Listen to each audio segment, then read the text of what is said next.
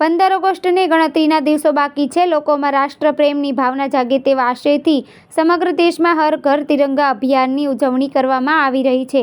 ત્યારે આજે સુરતમાં વાય જંકશનથી લાલભાઈ કોન્ટ્રાક્ટર સ્ટેડિયમ સુધી 2 કિલોમીટરની ભવ્ય તિરંગા યાત્રા યોજાઈ હતી. જેમાં તિરંગા યાત્રામાં કેન્દ્રીય જળમંત્રી સી.આર. પાટીલ અને ગૃહ રાજ્યમંત્રી હર્ષ સંઘવી પણ હાજર રહ્યા હતા.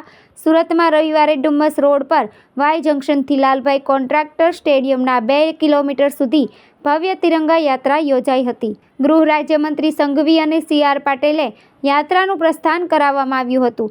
આ યાત્રામાં બાળકો સહિત મોટી સંખ્યામાં લોકો હાથમાં રાષ્ટ્રધ્વજ સાથે જોડાયા હતા. 1200 ફૂટનો તિરંગો પણ આકર્ષણનું કેન્દ્ર બન્યો હતો. જેના પગલે તિરંગા યાત્રાના રૂટનો તિરંગાના રંગમાં રંગાયો હતો. આ યાત્રાના રૂટ પર 10 જેટલા સ્ટેજ પણ બનાવવામાં આવ્યા હતા.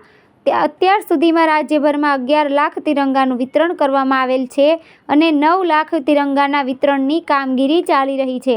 હર ઘર તિરંગા અભિયાનમાં લોકો વધુને વધુ માત્રામાં જોડાઈ રહ્યા છે.